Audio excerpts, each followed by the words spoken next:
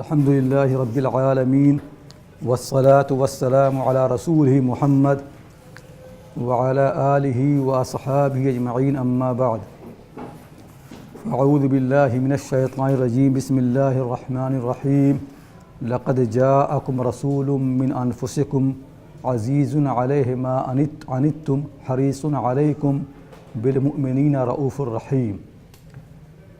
So my dear brothers and sisters, this course inshallah is about this work Al-Rasul al-Muallim, the Prophet sallallahu alaihi wasallam as the teacher, written by my teacher Shaykh Abdul Fattah Abu-Ghuddah rahimahullah ta'ala. And before this course I wrote a piece on this topic in a few pages, the Prophet as the teacher. Have you received that?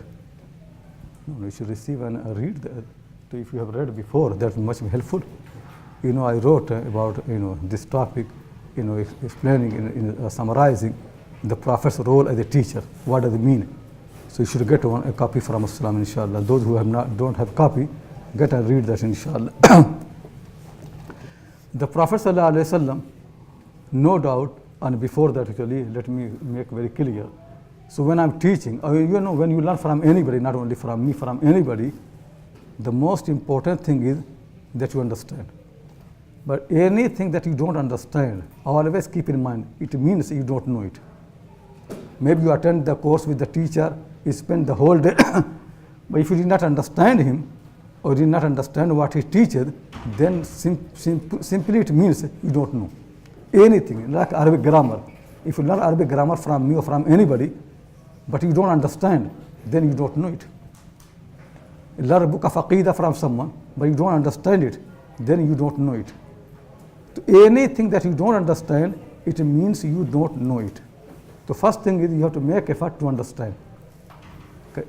Anything that you miss, something not clear to you, reasoning is not clear, anything not clear to you, you must ask questions. Because if you don't ask questions, you don't make effort to understand, then you don't know. It's a waste of time. So this is very, very important. And second thing is that when you're learning, sometimes it is clear to you that you understand, but then later on you forget. It is very important to take notes and write it down. That always the people used to say, write whatever you learn, write down. The teacher, Shaykh Abdul Fattah Abu-Ghuddah rahimahullah ta'ala, whose book we are going to study, I remember once I was traveling with him in Central Asia, and there were many scholars.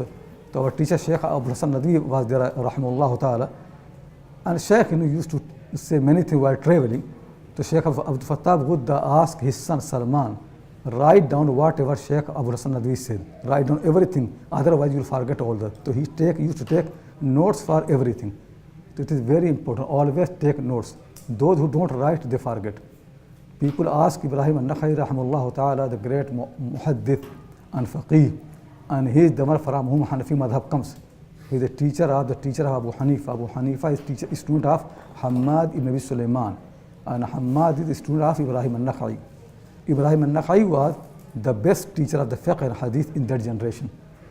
His hadiths are the best hadiths. Is there in Bukhari, Muslim, according to many experts of the hadith. The best isnad in the whole world is basically Ibrahim an-Nakhai from Abdullah al-Mas'ud from the Prophet sallallahu alaihi wasallam. That's the best isnad in the whole world. So he's a great man. So one of his students said, I said to Ibrahim an-Nakhai, why is it that your hadith, they are not complete? But Salim ibn Abil Ja'd, who was your contemporary, studied with the same shayukh, his hadith are so complete. Why is it?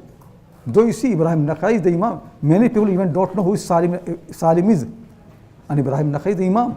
So people ask Ibrahim, why is it that your hadith are not complete?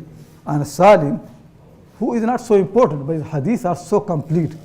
Ibrahim said the reason is because Salim used to write and I did not write. See, even such a great man like Ibrahim an-Nakhai, since he did not write, his hadiths are not so complete. And people like Salim who are not so famous, their hadith is complete because they used to write. So this is very important. People ask, one of the great Madina scholar Ibrahim az-Zuhri, his son actually asked him, oh my father, why is it that you and Zuhri, Muhammad ibn Muslim ibn Shihab az-Zuhri, both have used to attend the class same time, same teachers. But why is it that Zuhri is so clever, so excellent, he left you behind? He excelled all of you. Why is it? So he said the reason is my son. Because whenever there is a class, Zuhri used to come and sit in the front of the class, in the front row, the first thing. And then he used to listen everything with full attention. And he used to discuss with the teacher. And when the teacher has gone, then Zuhri would discuss with everybody in the class. Young men, old men, young women, old women. Then Zuhri would go to the houses of the scholars in Medina. And there he used to discuss with the men there, with the old women, with the young women, even those girls who are sitting in hiding. They are called in Arabic language Dawatul Khudur. Those who are hiding, nobody sees them because they are going to get married. Even he used to get to them and discuss with them. That's what knowledge actually is. Learn from everybody, take notes, discuss with everybody until you have known your topic properly. So this is one thing, keep in mind. The Prophet ﷺ, certainly, no doubt, he was the best teacher. He was the best teacher for two reasons. Please, can you open the window? Somebody can open the window a little bit.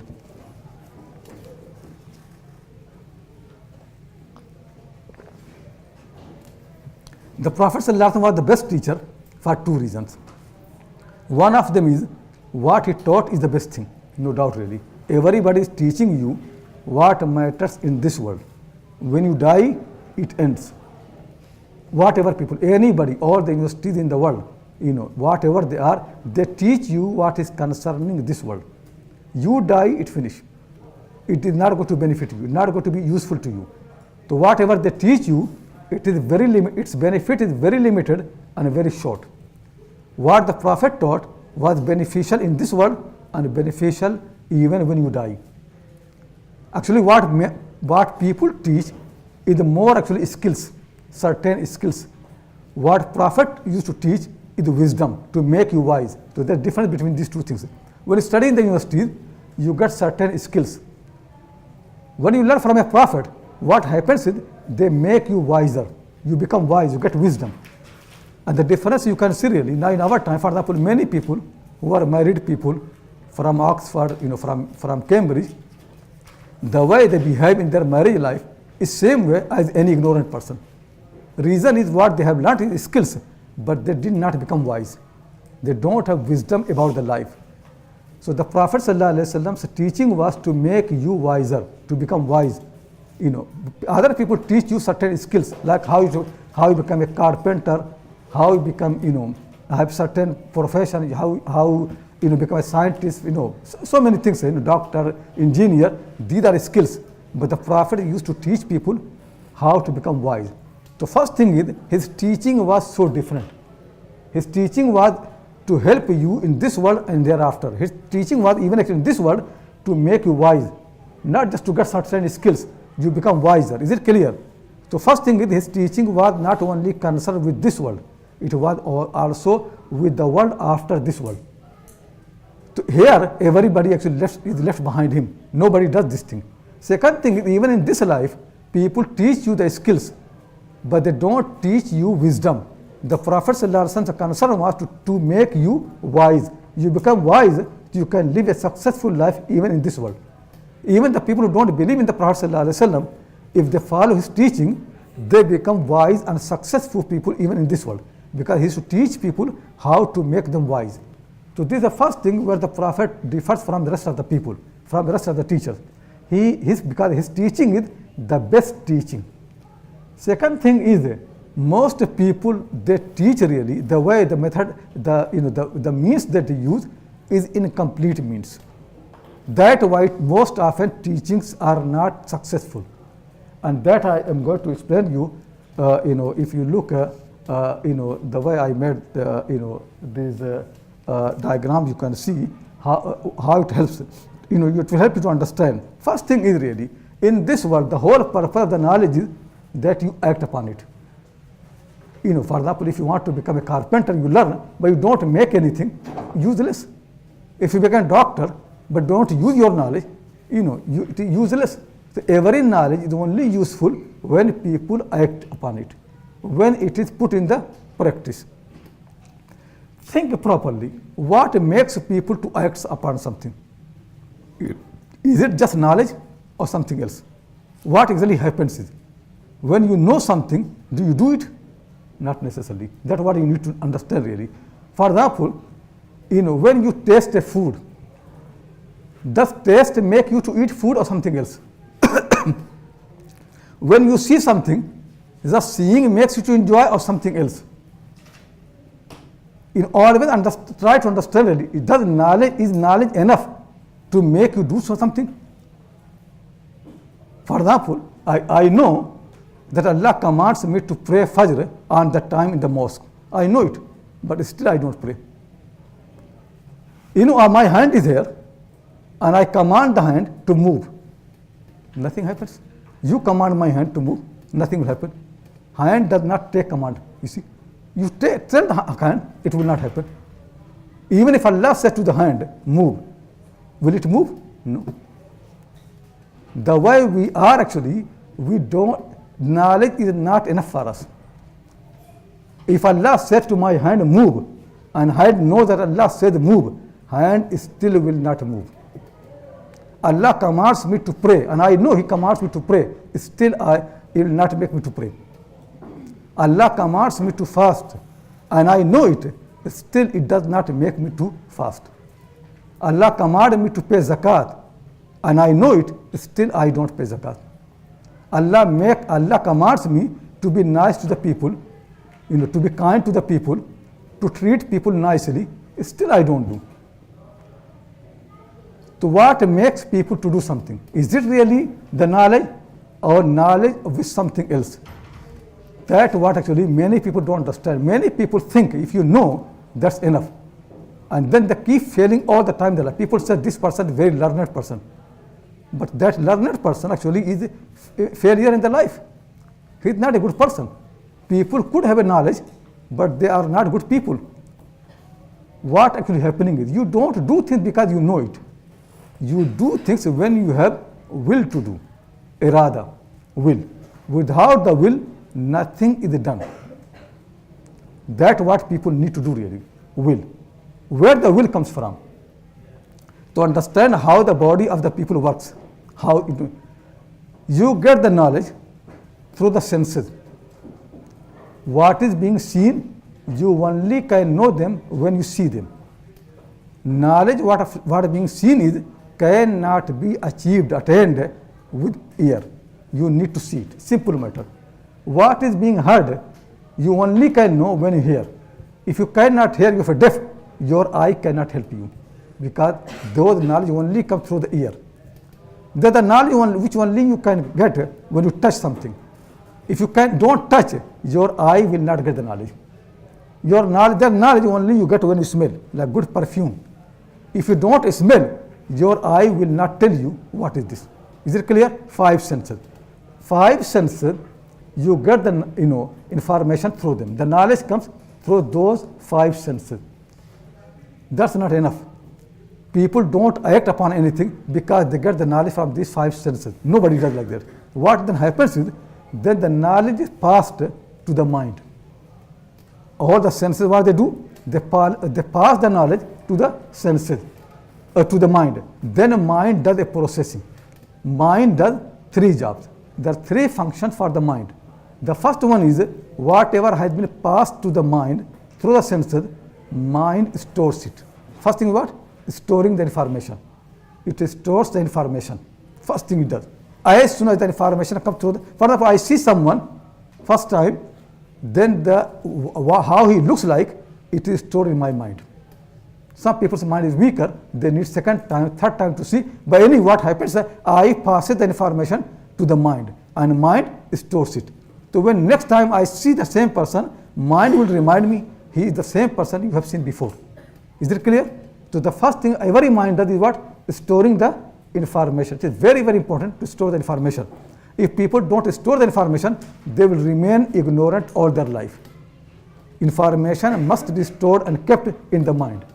This first thing the mind does. Second thing mind does is, mind also tests the information. testing the information, whether the information right or wrong, on the basis of the experience of what is has stored already. So for example, if I see someone and I think I have seen this person before, mind will not accept that. Mind will test really, is it really the same person you have seen before or some similarity in the face? Mind will examine, test until it is sure that is same person. What second thing mind does? Testing the information. Every mind. So first thing is mind stores the information. Second thing, the mind tests the information. Third thing is mind does processing of information. Then mind processes information, meaning it builds upon that. If you know little bit, mind can work on that and actually build information upon the information. If you know A equals B and B equals C, then mind build upon that, then A equals C. Simple matter. If A equals B, B equals C, then the third information mind will build by itself. You don't need to say. You only said, I heard from you saying A equals B. And you also said to me B equals C. These two information came through my ear and the mind guarded them, preserved them. Then mind tested them and then built upon them the third information. That if this is true, A equals B, B equals C, then A must equal C. Is it clear? So three things mind does. First one is storing the information, second one is testing the information, and the third one is processing the information, meaning is building upon that more and that. Where mind had done its job, then what mind does? Mind cannot decide. Mind never decides. Mind like senses, like eye never makes you to do something. Ear does not make you to do something. Same thing, mind never makes you to do something. No. It could be possible that mind got all the information and result was that smoking is very harmful to you. That's what mind says. Still people smoke. Who can know this thing more than the doctors? But there are doctors who smoke. Their mind is perfect, complete. Mind says I tested all information, I did all processing. The summary of the whole matter is smoking is harmful to you, but I still smoke. Because mind does not make a decision. Mind is simply an advisor, just a tool, like eye is a tool. Eye sees, mind also does its job. But mind and eyes, senses and the reason, they don't make a decision in the body. Senses and mind, they don't make a decision. What happens is information goes to the mind, and after all processing, mind passes on the information to the heart. The heart is the center. Then after that, after receiving the information, heart makes a decision. Sometime heart will accept what the mind said is okay, that's fine, we should listen to this and we should not smoke. Sometime heart will say, no, leave this, I love enjoy smoking and this and that, I don't, that's fine, you've done your job, but still I keep smoking. That's what happens. So what actually happening is, the irada, the will, that comes from the heart. Heart is the king. Heart is the one which makes will and irada. And the irada is not only based on the knowledge and information processed by the mind. It actually the will is based on something else as well. The heart has something else. Heart is not only receive the information through the mind. Heart does not receive the information through the ear. Heart always receives the information through the mind. So all the information go to the mind, then mind passes the information to the heart. But heart does not judge or does not make a will just on the basis of this information. There is something else which help a heart to make the decision and to make the will. That actually is complicated. Most hearts, what they do really is, they basically are influenced by the desire.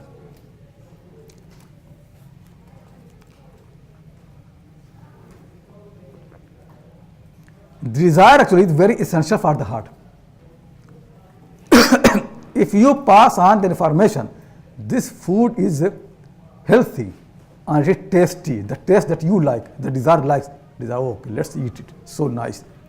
If you pass on the information, the mind, this food is very healthy, but does not have good taste, it's not very tasty, not Indian food, then the heart will be weak. because desire will not be there to eat it. Desire will say, desire wants actually something that tastes.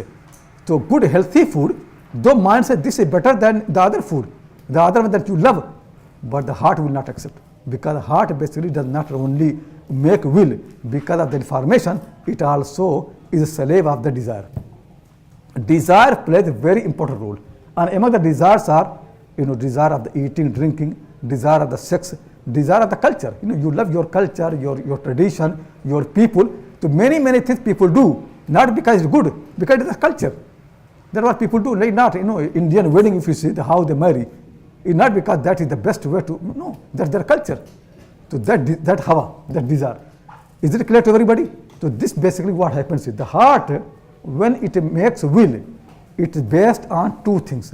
One thing is the information that has been passed on to the heart through the mind. And second thing is the desire that exists in the heart. These two things. Most people, this is what they teach.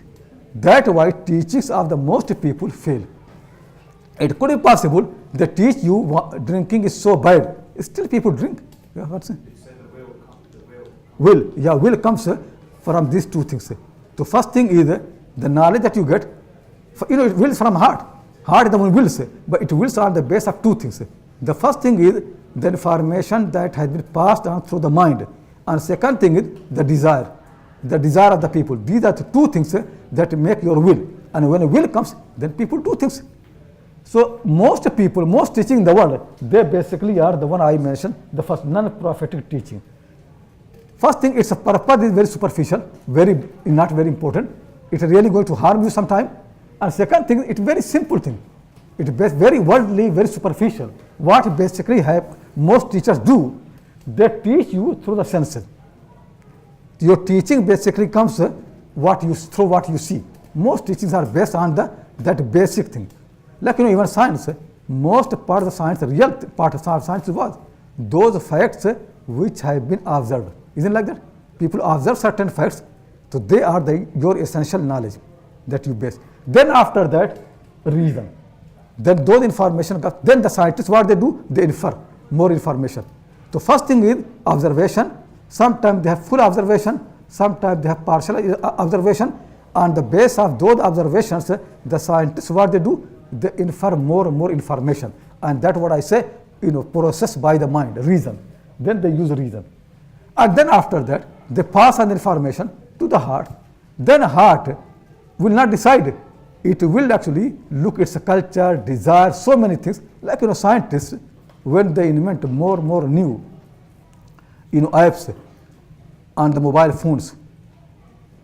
So no doubt certainly they do research and make effort at this and that.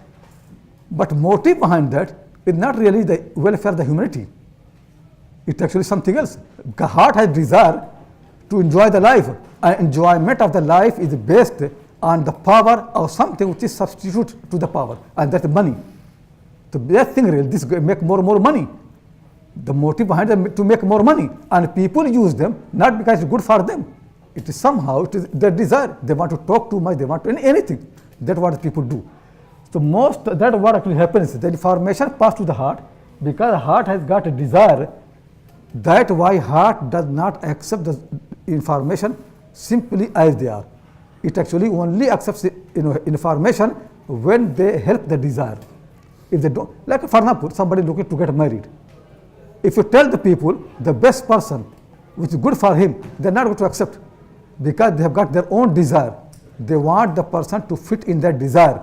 If does not fit, they say no, we look for someone else, third person, fourth person. What they're looking is not what is good for them. No, what they're looking actually is what they desire. That is the problem. Most people don't look what is good for them. Most people are looking for what they desire. When you go during lunchtime to eat food, you are not going to find the food that is good for you. You are going to find the food that you desire. That's what most people do. That actually so when the people pass on the information, that's not simple thing. So people think learned people become good. Actually, this knowledge does not make anybody good. Reason is this knowledge very easily is influenced by the desire. Desire is the one which misuse it. Then wrong will comes from the heart, wrong wills. Will should be, I should not drink. But the will comes, I should drink. Tell me this will that I should drink wine, where it comes from? Does it come from senses and reason? No. It comes from the desire which is influencing the heart. So this teaching is a basic ineffective. Most time this teaching that people do, it becomes ineffective. Reason is because the heart has got an illness, and that is desire. That was the problem for this is actually how most people teach, and the problem remains all the time. Even Muslim teachers, it's the same thing, because what the prophets do, that requires a thinking and effort. Most people, they are lazy, and using the mind is most tiring things. So people don't, even the people who teach the fiqh, aqidah, they do the same thing what worldly people do. They teach aqidah in a way, it basically just processes the information to a sick heart. Nothing happens. People can learn aqidah, they're still munafiq, hypocrite. They learn aqidah, they become good believer. People learn aqidah, they write the book, they discuss and kalam and this and that. Still, they don't fear Allah. They don't pray. They could be hypocrite. They can be munafiq. People can memorize the whole Quduri, Badawi Sanaya, Hanafi madhab, this madhab, that madhab. Still they cheat. Still they do wrong things. Still they do all the things. Reason is because all these people, Muslims and non-Muslims, they are following the non-prophetic teaching. That's the problem really in the whole world. Not only non-Muslims, Muslims and non-Muslims, both of them, they are following non-prophetic teaching method. That's why everybody keeps failing. That's why it could be possible that people become alim. Still they have same problem, jealousy, hatred. They do exactly opposite of what they have been learning. They learn not to lie, they lie. They learn, not to harm anybody, but they harm. They learn to be kind, but they are not kind. They learn to be humble, but they are arrogant. You can see it. And this illness is the same among the believers and among the non-believers. Problem is because we have reduced the teachings to something like that really, very superficial. Very superficial. This is not right teaching. What the prophets do, see on the other hand, the prophets, their knowledge is not only coming, you see, their knowledge also comes through senses, no doubt about it. The prophets also make people to see, make people to hear. Even the Quran says, don't you see around. The prophets also use the senses. But prophets have got an access to a world beyond the senses. That is direct knowledge without any sense. Allah subhanahu wa ta'ala sends all the information to the people through their senses. But to the prophets, he sends the information also not to the senses, directly to them, without seeing, they don't see, it comes directly to them from Allah subhanahu wa ta'ala. That is revelation. So one thing is, what happens is because what people see, sometimes it could be influenced by the desire. Desire makes them to see something bad as good. What is bad, desire influences, they think it is good. What happens to prophets is because the revelation, they get revelation, so their senses become very, very pure, very clean. So they see things as they are. So prophetic teaching are, first thing is they do also same thing, make people to know through senses, but also through revelation.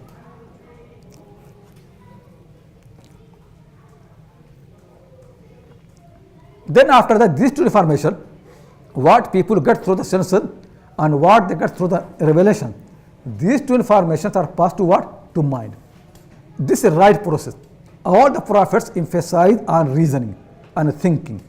If the informations are stored in the mind, but they are not processed properly, even if it is Quran, it will harm you. Try to understand. If you get revelation from Allah, means we can't get it, but through the Quran. If you read the Quran, you learn all the tafsir, but you don't pass on the information to the mind and don't process properly, these informations will harm you. Quran only works with the mind. If people don't understand, don't think, the Quran never can work. It is same like any information. All the information that comes through the senses and all the information that comes through the revelation, both of them, they must be processed through the mind. First thing is, those information should be stored in the mind. Second thing, they should be tested. Even the Quran could be misunderstanding. could be the two Quranic verses, and they have two different meanings. You have to adjust them. Meaning is you need to test information. It is not enough that Quran said. Quran has been revealed to the people of mind, not to stupid people. So if people don't use mind, they don't understand the Quran. So everybody who gets information, whether through the senses or whether through revelation, that information must be passed through the mind, and mind should do all the three jobs properly. First, store the information. Second, test it, and the third one, process it. Infer from it more information. That how the Prophet himself did. What he received from Allah subhanahu wa ta'ala, then he processed it. Then he best tested it. Then he get the meaning. Sometimes it will happen. Aisha anha and many believers, they hear a Quranic verse and they say to the Prophet, this is what it means. He said no. Then he bring another verse. He said no, this actually has this limited meaning, and that one has the meaning that can clarify your mind much better way. So the Prophet said, it will come, inshallah, the examples will come here. Is it clear to everybody? Try to understand in both worldly matters and religious matter. In both of them, mind is central. The most noble thing that people have been given is the mind. Anybody who does not use mind, they never can have proper knowledge. If people don't use mind, they can't be believer. If they don't use the mind, they cannot be Muslim. They don't have submission to Allah. Allah's slavery never can be done without the mind. Allah wants you to do His slavery not through the body, through the mind first. Mind must be the first one which I believe, accept it. Can you use the mic here? Shaykh, you said that when the prophets receive knowledge through revelation, it doesn't come through the senses, but that also makes their senses very pure. They're pure sense anyway, but revelation helps them to purify them more and more. Okay, how does that work? Sorry? Why does that happen? Because the thing is, what people see is, sometimes, I mentioned, the information are passed through the heart, and heart got desire. So then desire influences the heart. Then heart will ask you those things which fulfills the desire. So I will keep looking those things which helps the desire to be fulfilled. You keep looking everywhere. Like people walk in the street, they look at the women because the heart enjoys that. So he will command the eye to look at the information. So same here, the heart enjoys certain songs, certain musics. Command the ear, bring those music. I want to hear that. Things like that. I enjoy this taste, wine taste. Even haram, smoking I love, though it is haram. So what happens? Heart knows it's all wrong thing. But heart has been slave of the desire, so it commands a wrong thing. Then senses become slaves of the desire. Is it clear? So their duty really is to help the heart, but they don't do. They become slave. Like a bad king. Bad king really, what he does, the king should really listen to the army, listen to the ministers. But bad king, they don't want to listen to them. They want them to tell them what he enjoys. Then all the people in the court, they become corrupt, and they only pass on those information to the king what he loves, because he's corrupt. Prophets don't have this thing. So what happens? Revelation tells you, no, this is good for you. But you don't know. Revelation says you don't have this knowledge. It is better for you. Prophet believe in that and they work on that, then their eye becomes better. Their seeing becomes better. So and anybody who follows the Prophet, that's what happened to them. Is it clear to everybody? So try to understand. Anyway, so the prophetic knowledge basically combined between both of them, through the senses and through the revelation. Then both of them are passed to the mind. Reasoning must be done. Any teaching of the Quran or Sunnah of the Prophet ﷺ, or any religious teaching which does not have use of the reason, it is corrupt, it is just a culture, it is a dead thing, no life in it. Life only comes through the mind. I try to understand. That's how Allah has made. Mind makes everything fresh. Mind makes everything to have proper context. Without the mind, nothing can work. Even if you learn the Quran from a prophet, if your mind does not work, the Quran is not going to help you. You put copy of the Quran in your house, you need to use your mind. That way Quran address. Don't you think? Don't you understand? Quran keeps bringing all the time. Is it clear? Any information which is not processed through the mind, whether it comes through the senses or through the revelation, that information is harmful and dangerous. Mind is the one which actually does the right process, testing. It tests information whether right or wrong. It does process properly. If people don't use the mind, many people, they become lazy. That's why I do taqleed. Taqleed means I have made myself like animal. I don't think myself. This thing is very dangerous for any human being. People must be able to use their mind properly. The most noble thing that human being has been given is the mind. That is the most noble thing. There's nothing more noble for human being than the mind. Mind is the one which gets Allah, which brings you to believe. Mind the one which makes you to do slavery to Allah. Mind the one which helps you to tell you what is right and what is wrong. It is very, very important, absolutely important for any teaching, whether worldly teaching or prophetic teaching. Mind must be used properly, thinking. When it is done, what happens in the prophetic teaching? Same thing happens. Then the reason pass on the information to what? To the heart. But what the prophets do, prophets know really, heart can be influenced by the desire. They know this thing. So what they do? They clean the heart. So one important the prophets do really, they make your heart pure, clean it, purify the heart. So then heart actually gets right information and respects it. If heart is corrupt, whatever information you give it, it's not going to accept. Never. Because heart is corrupt. You tell this is good food for you. Heart loves actually tasty food. But when then if our heart is pure and clean, purified, then the will comes pure will. That's why the prophets, they emphasize on the passing the knowledge to the people through all the process. They also emphasize on purifying the heart, to make the heart pure, clean from all the dirts. Then after that, little teaching will be so beneficial. You can discover so much. If you give people 40 volumes and 30 volumes of the book, work of the fiqh, it is not going to make them good people. Give them one small book in hadith, Muwatta of Malik, and they do properly, it will make them good person. Because being good does not come only through the information that people receive. It actually is something else. That's why the Prophet's work is much more complicated. It's not easy really. It is so difficult. And also the problem really is, since people teach what people sense and what they desire, they're not a big effort for people to do. For example, just they need to advertise. So people know really. Everybody loves really tasty food. Indian taste has become so popular. They don't need to convince you. They just advertise, here is Indian biryani. Then you go. They don't need to any convincing. Prophets can't do this thing. Because what prophets give to the people, people don't desire them. They don't desire. This is the problem. What people give to you, what people teach you, you desire. You want to become famous, they teach you how to become famous. You want to get millions of pounds, you want to become millionaire, they teach you how to become millionaire, how to get money. So you want, people want to become attractive and handsome. They advertise on the TV that this is a cream, you apply, you become handsome, then you buy. Because these are desires. Prophetic teaching cannot be advertised. TVs cannot help there. Advertising companies cannot help them. And that's why you consider when people think, many Muslims say that we should use all these techniques and this and that because our world is advanced. So then they don't understand that these techniques only help to make people unpious. To make them pious, different techniques, not the same thing. They think since it helps for one thing, it will help also for the other teaching. They don't understand it will never help.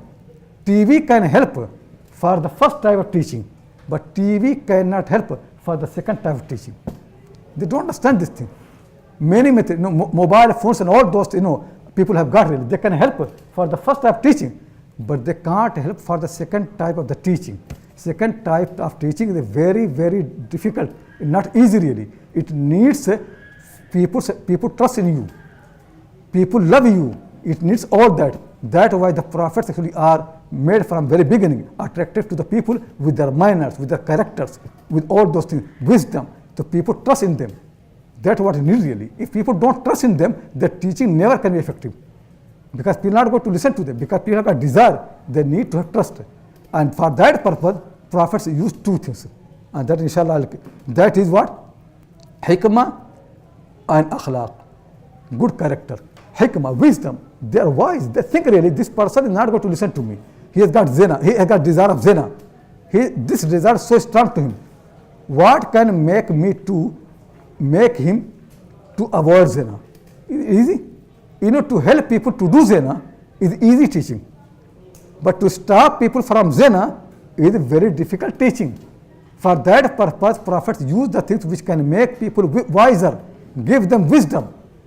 And second thing is, what happens is prophet's behavior, good character. When you see that person, you don't want to upset him. You say, this person actually, he said to me, don't drink wine, though I love wine, but he is such a nice person, I can't disobey him. I love this person. He's actually so nice. When I meet him, he has so much favor upon me. He loves me so much. Someone loves me, how can I hurt him? That's what the prophet do. The prophet become dearer to your heart, beloved to you through their characters. So much favor upon you, then you don't really dare to oppose them. Though you don't like to follow them, but you don't, because you think really, no, this person I can. Like your mom. Your mom, takes care of you, loves you so much. Even if she commands you to do something which you don't like, still you'll do because you don't want to hurt her. You cannot afford to hurt your mom.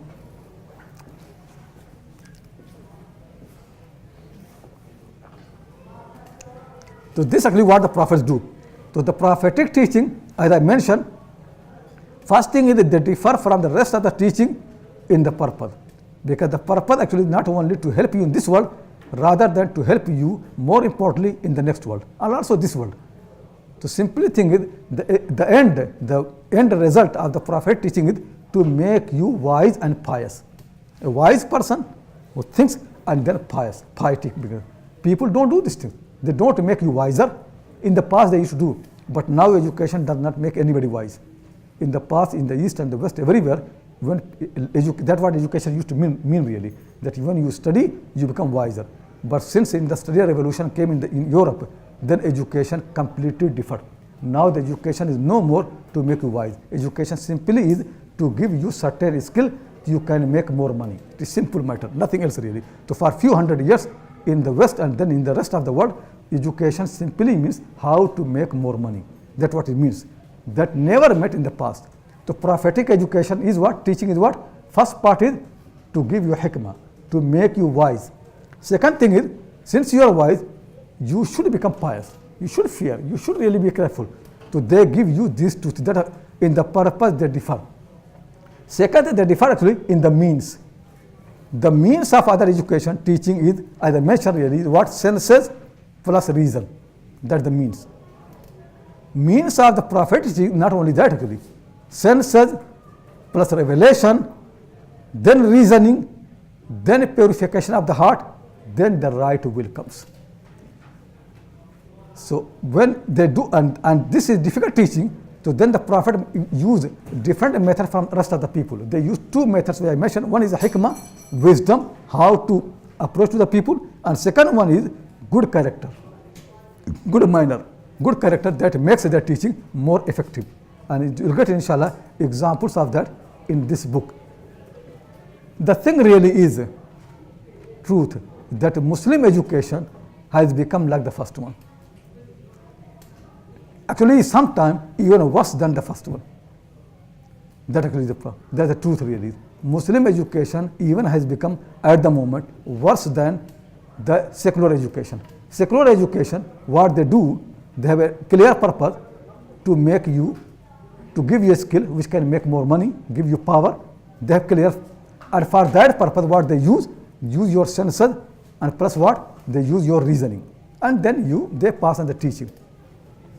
Very clearly, that's what universities do really. Clever people are coming, people think and thinkers and those who use their brain. Muslim teaching, unfortunately, even has no thinking really. It is just through senses. Senses are the weakest thing. It is the basic source of information. Without the mind, any knowledge based on the senses is harmful, useless. Nothing really, does not make any sense. Most teaching that actually happening is that what happening. Many people learn memorizing the text. Memorizing the text is actually just getting information through the senses. But then what? It's not enough that you get information through the senses to your mind and preserve it. Library used to exist in the library, now in your mind. So what? How if you make your mind a library, it makes a difference. Unless you know how to use it, Useless. If people memorize the Quran and then stop, no thinking, no understanding, no reasoning, it is same like Quran in a book. No difference, nothing there. Quran only is good for the people, the mind, when they use it, when they process it. Then find like Abu Hanifa and Malik and Shafi, the Quran was in their mind, but they use the Quran, they thought. But Quran in the mind, just like a library, just like in a book, is useless. People memorize the text of the fiqh. Actually, even the way they teach, just teach the text and people follow without no understanding, no thinking, no question. Tell me this teaching, is Islam? Nothing to do with Islam. We have reduced Islam to something which is not Islam. It is insult to Islam. It is insult to a prophet. Any teaching where people don't use the mind, it is insult to Allah, insult to Allah's command, insult to a prophet. Not from prophet. Prophet don't do. Prophets don't teach stupid people. They teach clever people, thinking people. They want to make people wiser. And without thinking, no wisdom ever can come. So unfortunately, Muslim teaching in the world now is worse than Western teaching. They should be actually on the top. Western people should come and learn from them. But unfortunately, secular teaching everywhere in the world is much better than teachings in madrasas. Yeah? What a question? Yeah, you said that if people just simply memorize the Quran, then it's like other information, it's useless. But because the Quran is Allah's word, doesn't it not have an effect on the heart?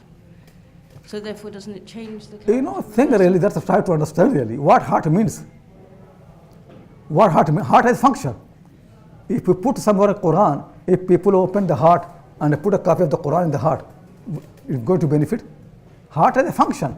Heart has a function. If that function not activated, if you put the Quran, you put anything, nothing will happen. Mind has a function.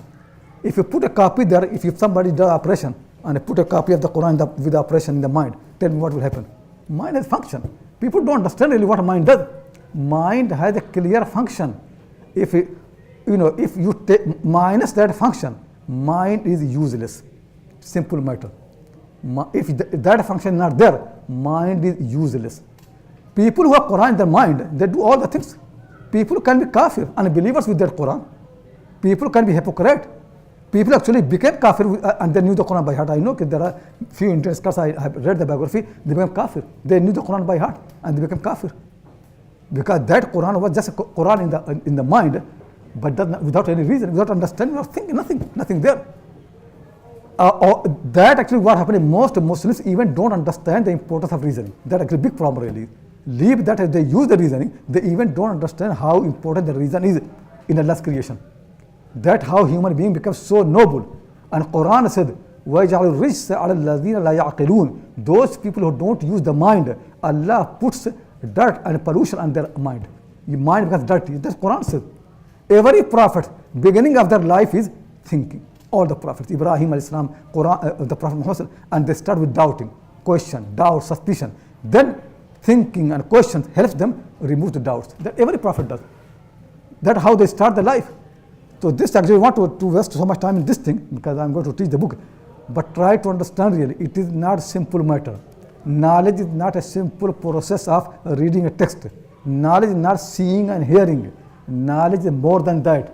It is really processing, passing on the information to the mind, then preserving the information, then after that testing the information, and then processing the information. If these three functions are not done, then you are jahil, ignorant, simple matter. You are not alim. Yeah. Can you use your mic so people can hear? Which ayah is it? The one you referred to? If you don't use your reason. وَيَجْعَلُ الرِّجْسَ I don't know where is it, but you can find the Quran.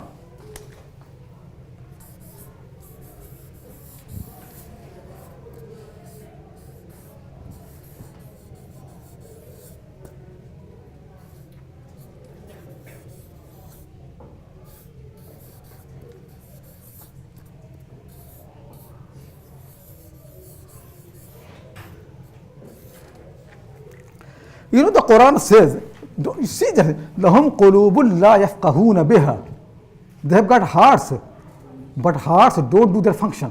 The Quran says, use their hearts. You have heart, but don't use them. useless. لهم قلوب لا يفقهون بها. They have got hearts, but they don't know its function. They don't use it properly. Heart is there for a function. Mind is there for a function. Serially, it's a human being, not only pretty and handsome creation. Though Quran says, لَقَدْ خَلَقْنَا الْإِنسَانَ فِي أَحْسَنَ تَقْوِيمٍ. We created the mankind in the best structure. Seriously, such a nice. But what does this best structure means? It means use it. He gave you eye to use it. He gave you nose to use it. He gave you tongue to use it. That's why the Quran says in another verse, لَقَدْ خَلَقْنَا الْإِنسَانَ فِي كَبَدٍ. We created the mankind in the hardship. Why? Because this structure means you're going to use it. And using it means what? Difficulty and hardship. Using the eye is also difficult, but using the mind is the most difficult thing, most tiring thing. That's what Quran said, لَقَدْ خَلَقْنَا الْإِنسَانَ فِي كَبَدٍ. We created the mankind in the hardship, in difficulty.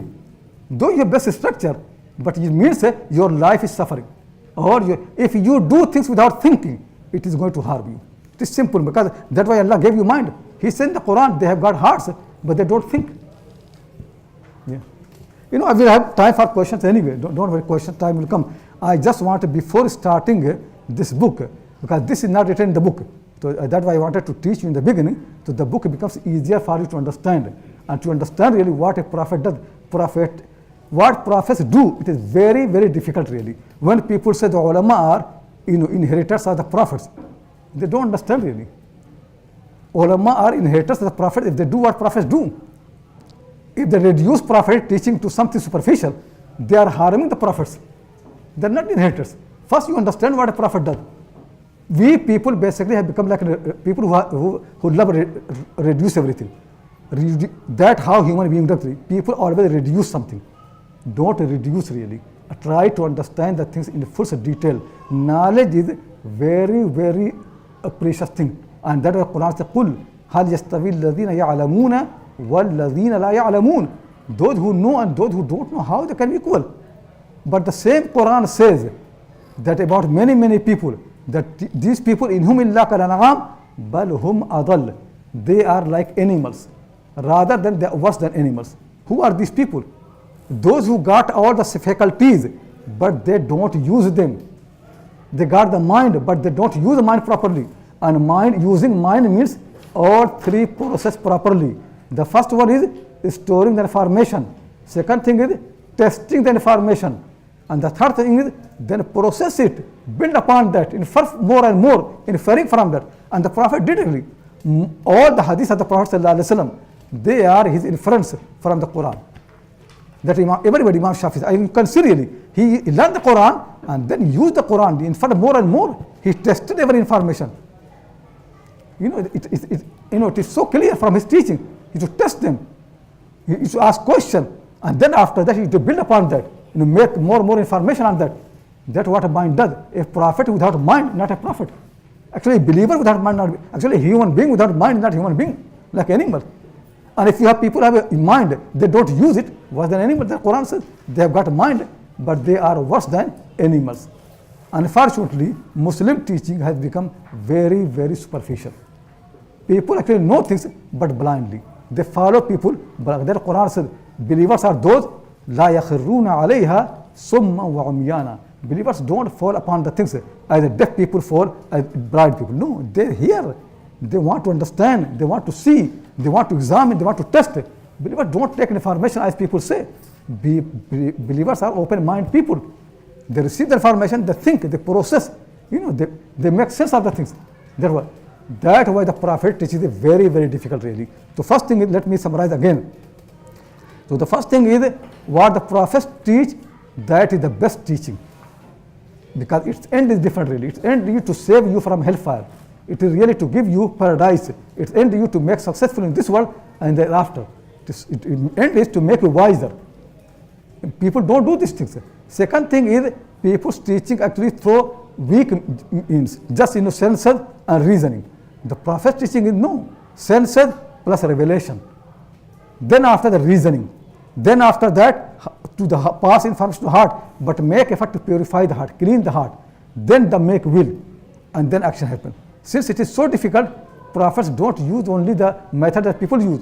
Prophets actually have two important things in their teaching. One is wisdom. They teach through the wisdom, the wise people. And second thing is with good character, good manners. You love them, you trust in them. You think really this how good. If I'll tell you difference really between this. Actually just came now to my mind. The difference between prophetic teaching and non-prophet teaching actually is like the difference between a mother and between a child minder. Many people think if you change nappies, you become mother. That's what most teachers are. They learn how to change nappies and now teachers. Prophets are not teachers because they change nappies. They are like mothers. You know what a mother means? What a mother means and what someone who changes nappies are both same thing. A mother and another woman who changes the nappies of the child are both the same thing. They are not the same thing. Child is like the mother who takes care, who loves you, who really want to save. Not one way, second way, third. You do mistake, still he want to save. Like a mother, child does not listen. Then another way, third way, fourth way, fifth way. Never becomes tired. Never becomes tired. 70 times, 80 times, and child behaves badly, so much hurting. She does not feel anything, nothing. She enjoys that. That's how the Prophet is. The Quran said about the Prophet, لَعَلَّكَ بَاخِعُ نَفْسَكَ أَلَّا يَكُونُوا مُؤْمِنِينَ. It seems that you are going to kill yourself because they don't listen to you. That's how a mother is. Mother actually feels a heart, pain in the heart that my child doing something wrong, but still I cannot help him. She feels this pain. She wakes for him the night, does not remind him. That's how the prophets do. When the prophet was dying, he said, Ummati, my people. That's how the prophets are like a true mother, like a loving mother, like a mother who wants to take care of a child, wants to make him good. Non-prophet people are like child minders. They only teach you how to change the nappies, and they think they have become like mother. And now you think you got certificate, what it means to be mother. You are not a mother. You just only have reduced motherhood to changing the nappies. Changing the nappies does not give you authority of a mother. You are no more there. This is actually what Muslims also have done. We Muslims have accepted this approach. We reduce the whole teaching, pure thing, to this small thing really. Is it clear to everybody now? This example will help you. The child is like a mother, pure mother, clear mother, who only wants the interest of her child, does not become tired. Child is dirty, she enjoys. She loves that. She still loves the child. She wants to clean him, but she loves him. Even the smell of the child is dearer to her heart. That's how a prophet is. Prophet have said, my example, your example is, you are jumping in the fire and I'm holding you with your waists. I want to take you. Same people, many times he goes, many times spends, never tired. Never tired. One teaching, second teaching, 100 teaching, any teaching which can be useful, never tired. Teachers don't do. A professor will come to a classroom, he will do one, second time he'll say, no, do your job properly. You should listen. Go and do more research and this and that. He does not care whether you fail or pass. It's not his business. His business is he does his job, he gets salary and pass on the life. Nothing else more than that. In other words, most teachers think if 3 students pass in the class, it means that teaching was good. Do prophets do like that? Prophets want every single person to pass. They feel pain for every single person. This is the thing. The first thing, really understand the importance of teaching. That like, one of the Arab poets, قَادَ الرَّسُولُ أَنْ يَكُونَ مُعَلِّمًا. قَادَ الْمُعَلِّمُ يَكُونَ, muallim is like a messenger. Muallim, teachers are like messenger. But it could be, but not the teachers of our time. The way we teach is not like a prophet. Prophet actually love you. They care for you. Your parents are their parents. They want to save you. They want to purify you. They want to make you a good person. They don't want for your enjoyment. So basically the difference between prophet as a teacher and other people as teacher actually is same or similar what I mentioned, the difference between a mother and between child minder. Difference between both of them huge. Don't go for just simple thing. So if you see someone changing nappies of a child, don't make judgment, she's the mother. That does not give anybody authority of the motherhood. Unfortunately, most people who do teaching, if somebody teaches the Quran, does not mean really he's a teacher. Right? Even people who teach the Quran, it does not mean they're a teacher. Because in this book, teaching is a big responsibility. It's not easy thing. You know, your child go to the mosque and learns inshallah and mashallah and alhamdulillah and you become so happy. Nothing really. Prophets don't come to teach these words to make people say alhamdulillah without any meaning. Actually, the way we say these words can be said in any place. People sometimes they say in one sentence 3 times inshallah. Do prophets do like that? Have you seen any prophet saying inshallah twice in a sentence or 3 times in a sentence? But we say, in one sitting we say inshallah so many times. Do the prophet do? You know, Musa alayhi salam, when he made dua, he said only once, Rabbi inni lima anzalta ilayya min khairin faqir.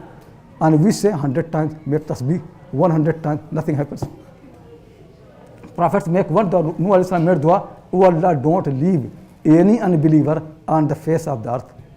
Then flood came, they destroyed. We say same qunut nazila millions times all over the world. Nothing happens. Even if flies don't die, nothing happens. We curse Jews and all Americans and everybody, they still are more powerful than us. Nothing happens. Because it is just words. We don't understand really these things don't work like that. They're not a magical words. People think du'as are like a magic. Read Surah Tabarak alladhi bidal mulk, you get provision, you get rich. Nothing will happen. You keep reading million times Tabarak alladhi, still you remain poor. Because that is not a magical words. People have reduced the Quran to become magic.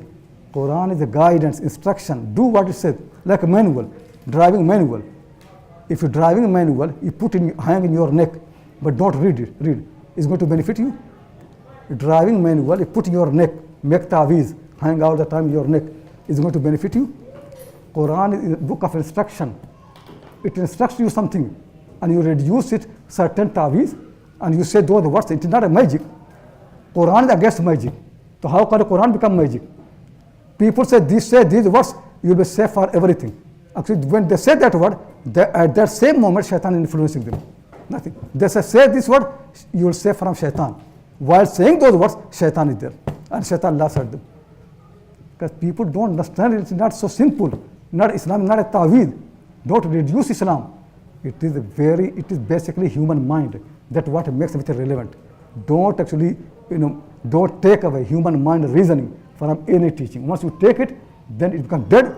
It has no life at all. Anyway, same, this thing applies to everything, even Arabic grammar. When you learn, if you don't understand it, how it works, you don't know it. Even alif, ba, ta, sa, joins letters. Students should be able to understand what is happening. Then they enjoy that. Then they go deep in the mind. Otherwise, just they memorize and nothing will happen. This Quran makes only sense when you understand it. And then after that, Quran says, Mubarakun liyadabbaru. It is barakah to people understand it. Not a barakah just you make like ta'weez.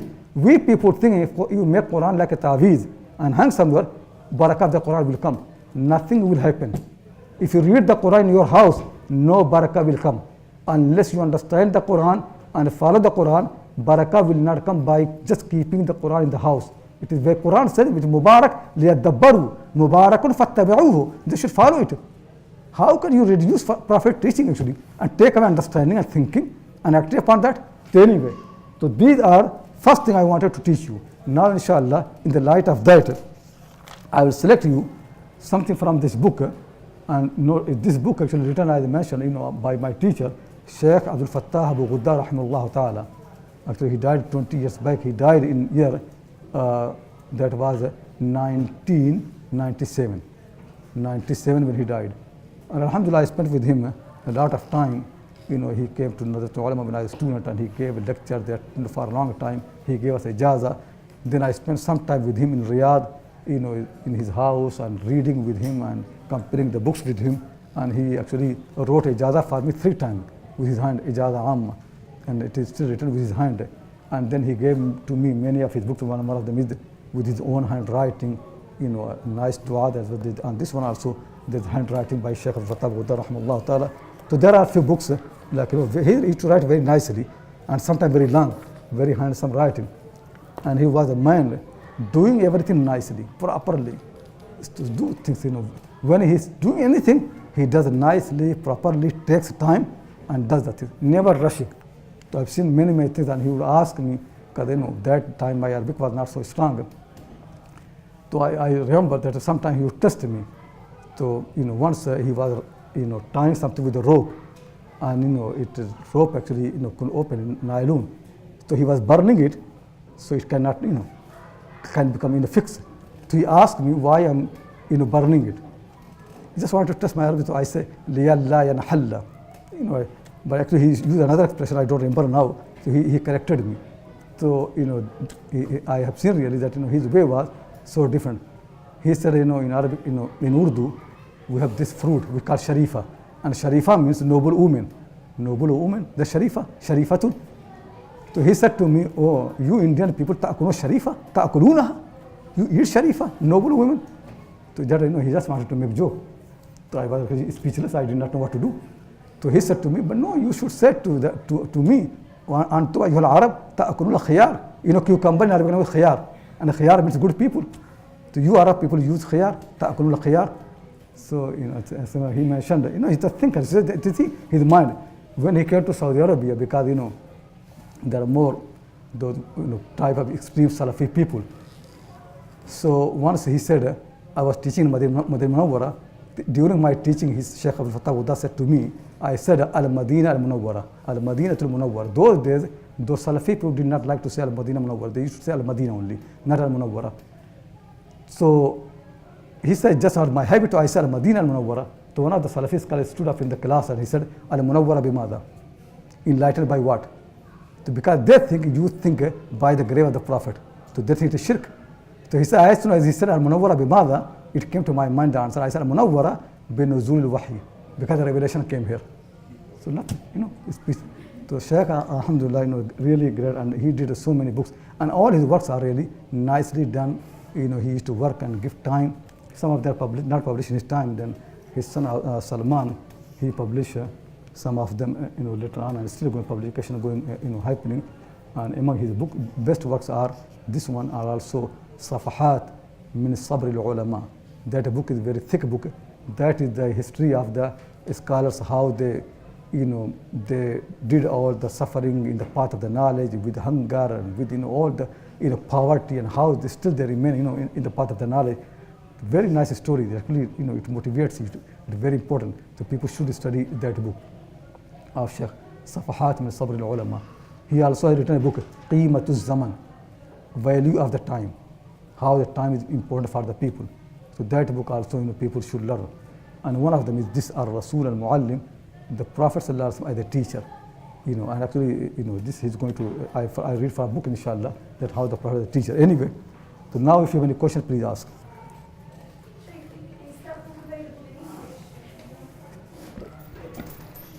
English? Is it any louder? Is that book available in English? Which book? The one that we're referring to today. Al-Rasul al-Muallim. This one? Yes. Okay, there is a copy in English, yeah. There is. Jazakallah. Also, Shaykh, with the model that you've set out, the prophetic teaching model, are there any ulama who precede Shaykh Abdul Fattah Abu-Ghuddah in this model? Sorry, what's it? Or that the Prophet, he follows that? Teaching model, yeah. Are there ulama who precede Shaykh Abdul Fattah Abu-Ghuddah in this model? What I have thought now, this is really my own understanding and thinking. This you don't find the book. The book does not have this book has the details of some of these points, but this is my summary to make very clear to your mind what means a prophet as a teacher and what means other people's teachers. The difference, it's my own experience and my learning. This is not how the book is. So I will select something to support those ideas. This is a philosophy. This is not the history. So always make a difference. What I'm teaching, what I've been teaching since morning is a philosophy. An idea. It will help you. But this is not what is, this is not how the book is written. The book is different. Yeah. Jazakallah khair, Sheikh.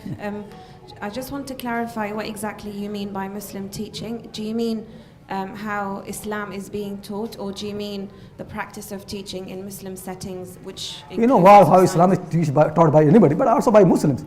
When people teach the Quran, they teach the fiqh, they teach the hadith, what they do here, just tell me really. Most times they just pass on information even without processing through the reason. It's a weak teaching. Sometimes if there are some people, good people, they do reasoning, but it's still not exactly as the Prophet used to do. Because prophets want to create a will in you to act upon it. They don't do this thing. So even if they're great thinker, the great faqih, But what will happen is you learn actually all the issues of the fiqh and you know the reasoning. Still you don't do anything. Prophets don't do this thing. Prophets actually have no concern. They just teach you, fill your mind with the information. Their purpose is to make you pious, that you act upon that. The most Muslim teachings at the moment, really, that's why people imit Sufism, because they realize it's a useless thing anyway. So now we have spirituality. You don't need anything like that. Just correct your teaching, correct the right method, follow the right way. You don't need anything. That's what people need to do. So the Prophet's way is not just fill your mind with information. Prophet's way is because the knowledge only is useful when people act upon the knowledge. The prophets are concerned that people how to give the knowledge to the people, so then they have will, and will makes them to do. The meaning is the prophet make everybody their own guardian. Like in our time, many parents they spy on the children. It's not going to make your child good. What you need to do actually is make your child his own spy, his own guardian. Teach the child things which can make him conscious all the time really how to be good. That's our prophet do. The prophet have 9 wives, but he does not spy on the wives what they do in his absence. No, he has made them so good. They do independently. They ask him when they need it, but he does not spy upon them. When our time people spy and this, and the reason is because you don't have good teaching. Make people strong. That's what good teaching. Good teaching means a person. Meaning is prophetic teaching makes a person. Non-prophet teaching makes a skill. Is it clear? This may be another way to understand properly. People who are not prophets, when they teach you, they train in a skill. Prophets train in a person. They make a person, not a skill. This is a big difference. They make a human being. Prophets develop your personality. They make your person. Other teachers, what they do, they give you a skill. Like I know Arabic grammar, I give you a skill of Arabic grammar. I know how to write Arabic composition, I give you this skill. Most people basically they train you in a skill. Prophets train you in a personality. They make you a person, a wise person. There's a huge difference between both of them. With the skills, still you cannot live properly. You get all the skills, still you fail the life. What the prophets do, they make you person. When you're person, even if you don't have money, still you can survive. Your wisdom can make you to live with poverty and with nothing, still can make you. They make your personality so strong, then nothing can defeat you. But other teachers, what they do, they give you skills and means and sources, but they don't work on your personality. You remain weak all your life. You become learned, you get degree from Oxford, from Cambridge, still you remain weak. No strength is there. Is it clear? This is the difference between prophetic teaching and non-prophetic teaching. Most people teach you skills. Prophets don't do that. They make you a good person. They train you in personality. They make person important. They want to make a proper person. Yeah. Sheikh, if emotion comes from the heart, what is the relationship between the will and emotion? Emotions actually Allah subhanahu wa ta'ala has made. The heart, I'll have to tell you, heart is really very sophisticated. Heart is not only it makes will. Heart is a place where enjoyment also comes. Disliking also comes. Love comes. Hatred comes. So that's why emotions also coming from the heart. But the thing really is, heart without reasoning, these emotions and feelings make heart very weak. Reasoning is the one who makes much stronger. When you reason, then you love. That's real love. For example, if you love someone because that person has a good face, that love is nothing really. Like many people fall in love, they marry, then they divorce. The reason is because that love was only just from feeling. It was not through the reason. When love comes through the reason, it always increases. Like I love Abu Bakr Siddiq or the Prophet. I never have seen, it's not a sentiment, it's not really something from emotion. It has come from thinking. So the way actually Allah subhanahu wa ta'ala made the world, the heart actually is center of all the feelings, all the love and all the hatred, so many things. It should be, heart should listen to the mind. If heart is independent of the mind, heart will be corrupt. Heart will never guide. Heart is not guided. Heart is blind. Heart does not know anything. If people do things because they feel, they basically are stupid people, simply matter. If people do things because they feel, they're stupid. Don't do things because you feel. Don't do things because you desire. Don't do things because you hate or love. Do things because anything which you can demonstrate properly and rationally. If you can't demonstrate something rationally, don't do it. That's why the mind is the biggest helper. Heart without the mind is useless. Meaning the heart is there, but it will do all the stupid things. Heart's function only becomes healthy when it relies on the mind. If heart does not rely on the mind, the function of the heart will be very, very bad. Just people think, I feel, it comes to my heart. This is a very wrong approach. Whatever comes to your heart, it must be tested by the mind. Because mind is the one which has got power to judge something, to power to test the information. Heart cannot test any information. Testing of heart simply means enjoyment. If heart enjoys, it loves something. Does not enjoy, does not like something. Mind does not do this thing. Mind follows clear process. Test information. Mind is a different matter. Mind is independent of any taste, any feeling. If the people are actually correct, if people use mind properly, mind is more objective. That's what mind is. So don't accept your heart without the mind. Yeah. Can you please clarify the role of the teacher? You said that the teacher has to be very pure in their love, like the Prophet ﷺ wanted to improve the character of his companions. So the teacher, the teaching is a big responsibility. So is that what the teacher needs to have, a real teacher, to purify their intention? If they are as close to the Prophet, they will be as good teachers. So where they don't have the same quality, they will be bad teachers. It depends at a different level. Some teachers will be very good, some people less, some people less. Different teachers. It depends how much you have got these qualities that is going to come. If people don't have those qualities complete, at least they should have some. If they don't have any of them, they're very bad teacher. Like most teachers in the world actually are bad. I mentioned most women are not a mother of your children. So they could be doing something for your child which you need, but they're still not mothers. Most teachers, their concern is only to pass on the time, to teach you, to get their salary, get their money. If they are very good, they will be honest in teaching, but they don't really love you so much. They don't care. Very, very few people, very few people, they love you. That used to happen in the past, but now actually more actually people, now they have introduced sight. You know what sight means?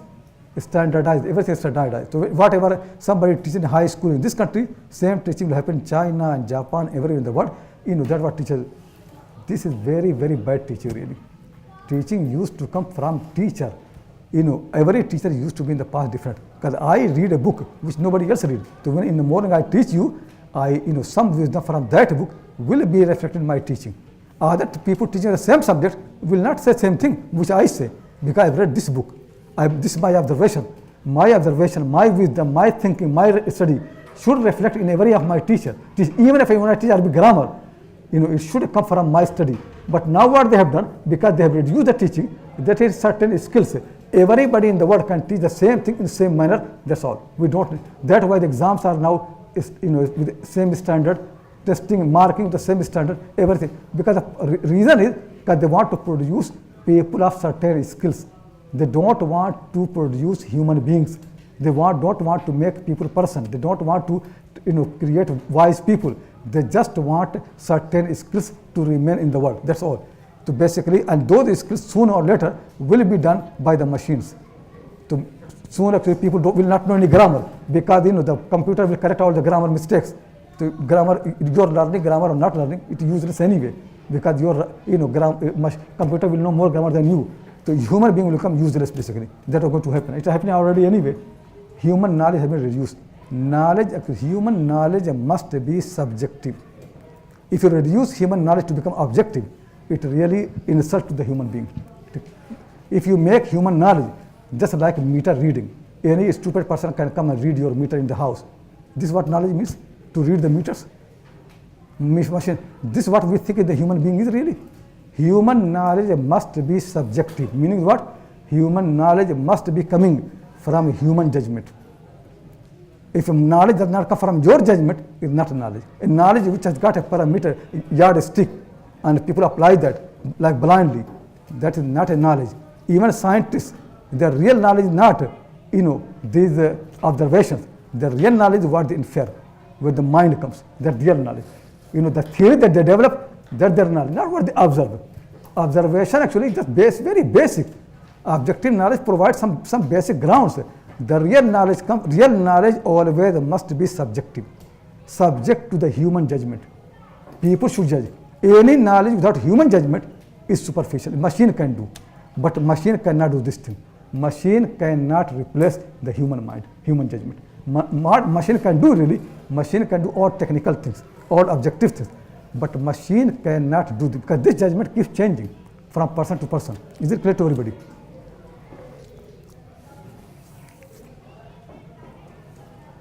Yeah. The three books that were mentioned, are they in English? Sorry, what? The three books that were mentioned. The books of Shaykh Abdul Fattah Abu-Ghuddah. You know, the books on... Yeah, his book is this one, people say in English, Al-Rasul, Muallim. The Then he wrote Qimatul Zaman, value of the time. That is translated. I've written a forward for that, for English one. So that I know the English. The big one, I don't think anybody translated. It is very big, and Shaykh's language is very literary. So Shaykh did not write like, newspaper Arabic. Shaykh Abdul Fattah Abu-Ghuddah, rahmullah, used to write Arabic properly like a good writer. Take care of his words and sentences, revising them, writing nicely. These people don't do this. Now people are so fast, they write whatever they like, like newspapers. His Arabic is not like newspapers. His writing is very good. He's a man of literature. He knows how the words work. He's really very good in writing, very good, very eloquent person. Even his speech, when you say speech, like pulse coming from his mouth. He's such a nice speaker, speaking nicely, nice sentences, and good face, smiling, sometimes making jokes. So if you are attending his class, you enjoy that. You learn, but you also enjoy the information properly. So he was very good, very successful teacher. But the problem really in the Muslim world is asabiyya, prejudice. Because people labeled him, there's a Hanafi and this and that, so people were not able to benefit from him properly. He was a great man. We have an online question as well. Could we use prophetic methods to better our own teaching as non-prophetic teachers? The childminder will never be the mother, but she can still care for the outcome for the child. Thing really, what I'm trying to say is, in the time of the Prophet ﷺ, people were not only raised under their mothers, they were raised under other people as well. Still, they are perfect people. The Prophet himself was raised by Halima. She was not his mother. But what difference is? Difference is that they used to be mothers. Even if they are not mothers that child, but they are mothers, meaning they have same love, same affection. Child from the beginning needs a love. That's why even actually grandmother can raise a child. Even an auntie can raise. If they have same mother, same love, and child will not miss anything, child will not feel anything. The problem really is when the motherhood has been reduced only for a few things which people say, but without a love, without care. Motherhood basically is love and care. If this love and care is not there, then maybe people do the same thing, but the child will not feel easy. He will grow with certain defects, certain problems. Is it clear? So the Prophet himself was not raised by mother. Try to understand. I'm not saying that none of mothers cannot do the role of mothers. No, they can do. And the Prophet is example. He himself was raised by someone who is not his mother. But no, he did not miss anything, because his milk mother, she was a good person. She was a proper mother. She took care of him. She loved him, and she actually loved him so much that she did not like him to leave the house. Even when the time came, she still asked Abdul Muttalib if he can stay a little bit longer. So, this actually, I'm not saying that other people cannot actually do the same thing. No, they can do, but it is more effort. It is not easy thing. It's not superficial. It really needs you to love your class, love your children, love your students, love the knowledge, love to take care of them, see what happens to them, what happens in the future, how they go. This thing really, your connection, your relation to students. Students feel really that my teacher, when he advises me, he advises sincerely for me, for my interest, for my future. If they get this connection, yeah, you can be like a prophet. So, we don't necessarily we have prophets, but people can follow the prophets. Is it clear? But simple thing I want to clear is, someone who is not a mother, they also can play the role of the mother. Simple matter. But it needs more effort. It's not superficial. It is actually not simple. Shaykh, how should we understand the end of Surah Takwir? وَمَا تَشَاءُونَ إِلَّا أَن يَشَاءَ اللَّهُ رَبُّ الْعَالَمِينَ. You know, thing is really, because people think that someone can interfere the way Allah has made the world. Allah says no, nobody can interfere. It is His power, His will, the running. People think people can interfere, people can enforce. Nobody can do. And people think if Allah wants good, how can He do? Somebody is so tyrant, He can interfere. Allah says no, if Allah wills, nobody can interfere. If Allah wants to benefit you and you follow Allah's command, then don't worry, nobody can stop you. If you follow Allah's command, you obey Him, and Allah wants to give you success, nobody can stop from the success. That meaning is, He's so powerful. Because for example, mothers are not powerful. So for the mother wants to good for her child, but a tyrant comes and kills the child in front of her, can't do anything. Allah is not like that. That's what Allah wants, that nobody can overcome His will. If He wills, and His will is under His command. When you obey Him, His will is with you. His will comes with the command of Allah subhanahu wa ta'ala. When people follow His command, His will is there. But does it also mean, Shaykh, that are we not also, we don't really have control over our will at all? Because it depends on Allah. The thing is that the whole creation is under the hand of Allah. But we need to listen to Him. Our hearts, who made, so tell me, I have been facing so much thinking. Did I make thinking? Did I make my mind? Allah made them. So we depend on Allah. That Allah subhanahu wa ta'ala keeps telling in the Quran, depend on Him. That's why you need to depend on Him, ask Him, and then obey Him. Trust in Him and then obey Him. That's how the Prophet's way has been. Trust in Allah and then obey Him. Then He helps you. But if you think you can't create, it is not understanding the world. This world is not made by you. This world is only run by Allah's creation and by Allah's command. There is no second creator and there is no second commander. Everything under Allah's command and under creation. What you need to come to Him, listen to Him, depend upon Him, rely on Him. Then you see, then nobody can stop you. That's what it means. Reliance on Allah subhanahu wa ta'ala. This verse actually is verse of tawakkul. Trust should be only in Allah subhanahu wa ta'ala. And when you trust in Him, you must obey Him. Because His commands and His creation cannot differ from each other. His commands are to help you. Yeah.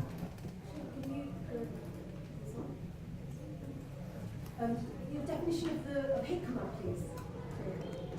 Sorry? What's your definition of hikmah? Fitra. Hikmah. Yeah, hikmah basically is what happens. I'll tell you what hikmah means. People have got the desire. So people get the knowledge, but what happens? The knowledge is always attacked by the desire. So though you have knowledge, but knowledge cannot be like shaitan, like enemy. For example, if you have a country and there is no boundary, no army, any thief can come into your house. If you have a house, you have got a house, no door, no gate, nothing. You've got jewelry, you've got all the things in your house. Any thief can come, any robber can come and take anything. What? Even if you don't know really who are enemies and this and that, nothing can help you. What hikmah means? Hikmah means something fortified. Hikmah means that ability which fortifies your knowledge. It makes knowledge effective. Because it makes so strong that desire cannot attack it. It is so effective. So basically it is much more powerful than mere knowledge. So when the hikmah is fortified knowledge, knowledge which is protected. Is it clear? Protected how? By the reason, by so many things already. And control of the desire. Then people call hakim, wise. In our time, people teach knowledge but not hikmah. You learn, but your knowledge is subject to so many problems. But when you get a hikmah, then basically nobody can. Your knowledge is trustworthy. Then people can rely on wise person can be trusted. But just somebody scholar is not necessarily a good person. He could have all the problems as anybody else. But when hikmah comes, then your knowledge is fortified. Is it clear? So hikmah means knowledge which is fortified and protected properly from all the harms and danger, which then can be secure knowledge. So it's decisions, actions, thoughts it means that have gone through this process of after this you become hakim. The prophets make you a hakim. They don't just teach. Prophets make you wise. If you follow this process, you become hakim, wise.